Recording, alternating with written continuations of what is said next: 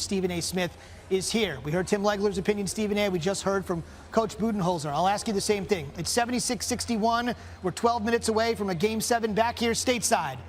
What happened? Well, first of all, I think, listen, we're going to talk about Kawhi Leonard because he's reestablished himself as the superstar we knew him to be. Finishing with 27 and 17, some big-time plays down the stretch, no question. But to me, the unsung hero of the game was Fred VanVleet, coming off the bench, drilling about 4 3-pointers. He had a hot hand. And you look at Kyle Lowry, he was making some threes as well. But to get that contribution from VanVleet and Kyle Lowry really saved the day, because throughout the game, Kyle Lowry really looked tired. And so when you look at it from that perspective, you just got to give credit where credit is due. Kyle Lowry, he stepped up. VanVleet stepped up. Kawhi Leonard is who he is. And the Milwaukee Bucks just couldn't hit shots when it really counted from the perimeter. And I think that's the story of this game. VanVleet had 14 points. By the way, even if Giannis goes on to win the NBA's MVP, it'll be unveiled next month at the NBA Awards. This is a little bit of a bitter pill to swallow. What do you make of the way his season ended and the way he played in particular the last couple games?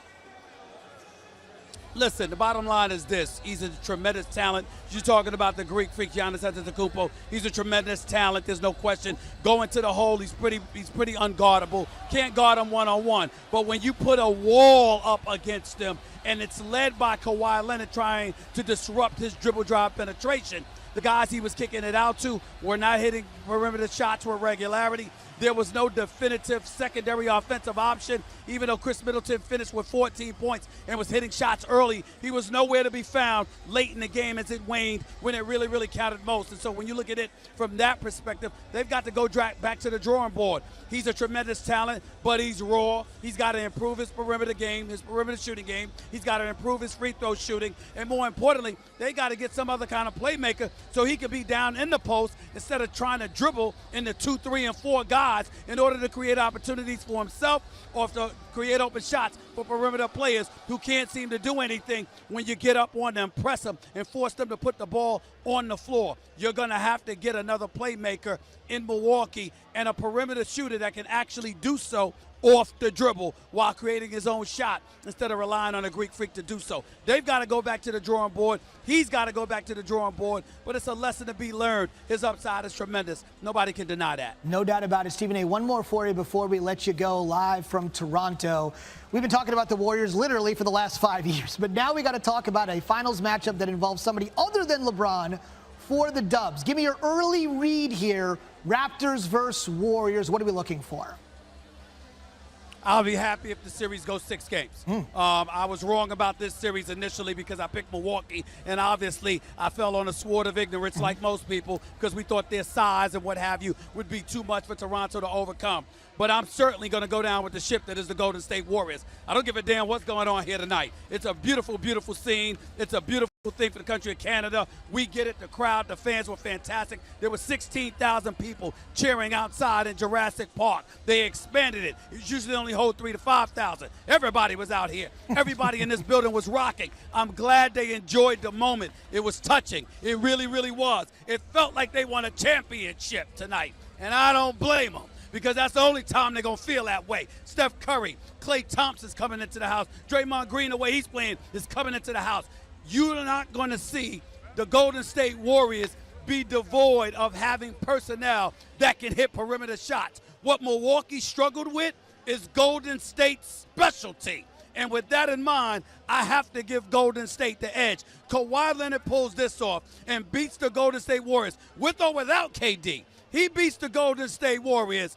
Let me tell you something right now. Whatever we're praising about Kawhi Leonard today is going to elevate exponentially if he pulls this off. Because anybody that knows basketball, I don't know how you can see them pulling off a victory over the Golden State Warriors. I'm sorry. I just don't see it. Not the way Klay's been playing and the way Steph has been playing. And oh, by the way, Klay has attitude.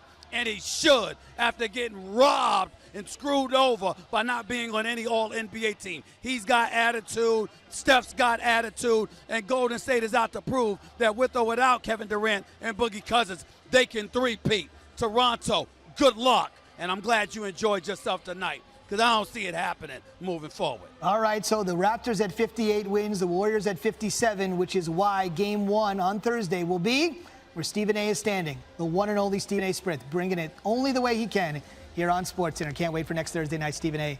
Thanks very much. Wilbon Van Vliet, thanks. The finals begin where we'll see Van Vliet Thursday on ABC.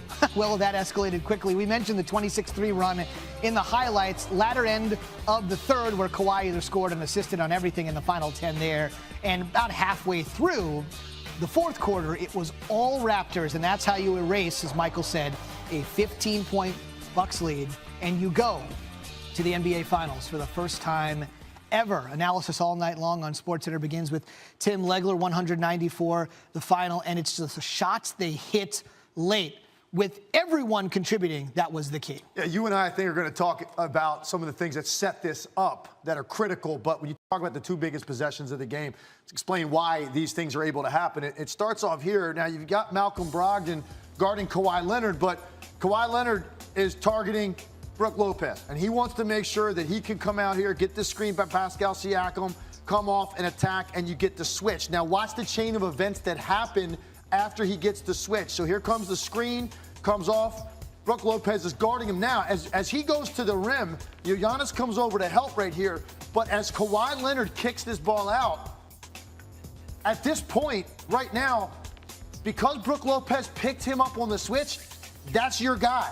And you see the rest of these guys scrambling. George Hill runs to the corner. You see Malcolm Brogdon sprinting out here to Kyle Lowry. You're going to see Giannis sprint out here. So Brook Lopez now is responsible for Kawhi Leonard the rest of this possession, but you can see what happens. He watches Kyle Lowry, and his natural instincts as a shot blocker take over.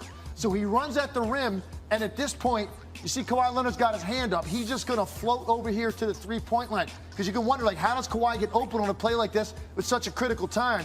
You see the chain of events that happened all started with the switch.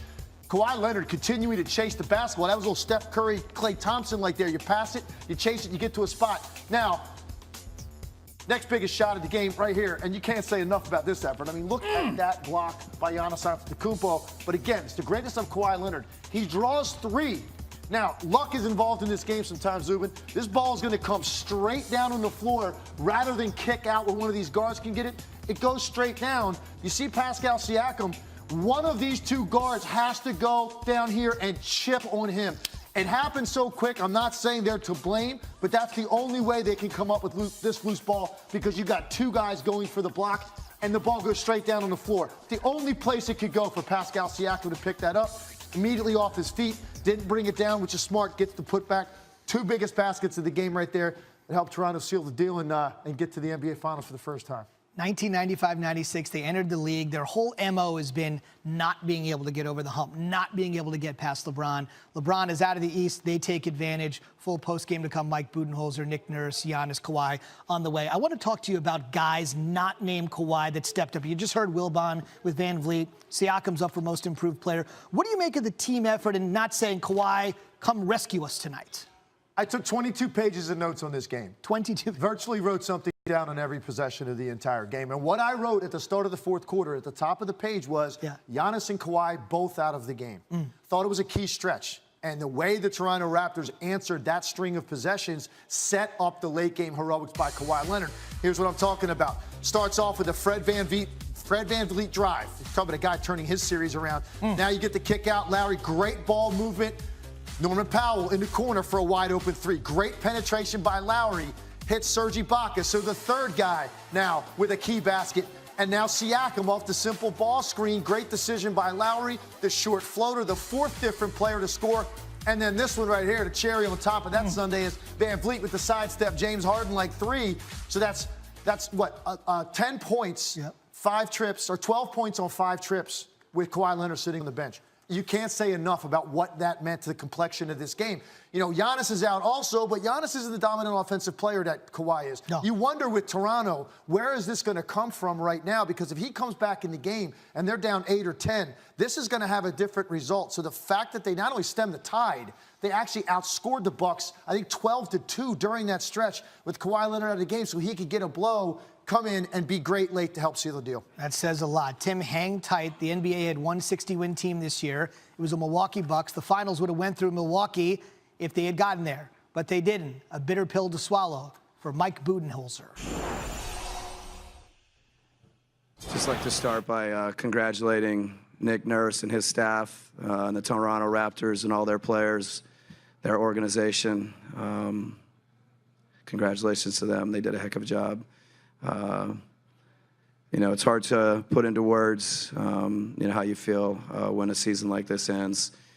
I'll save most of it for the team, but I'll say I couldn't be more proud of the way our guys compete, the way they play every night, the way they conduct themselves. This hurts, but what they did in this playoffs tonight against a really good Toronto Raptor team, and to get to the conference finals and the regular season, special season for us. And we feel like we're just getting started. This is the beginning of our journey. And again, I couldn't be more proud of our team. And I don't know that there'll be an opportunity in questions.